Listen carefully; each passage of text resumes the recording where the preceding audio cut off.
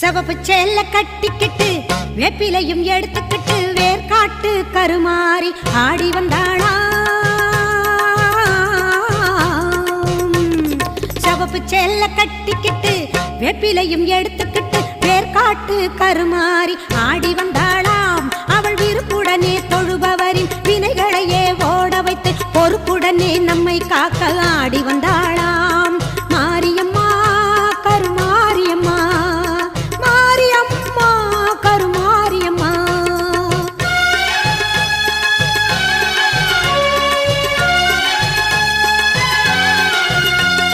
சிறப்புடனே பவனி வந்து சிந்தையிலே கூடி புகுந்து சிறப்புடனே பவனி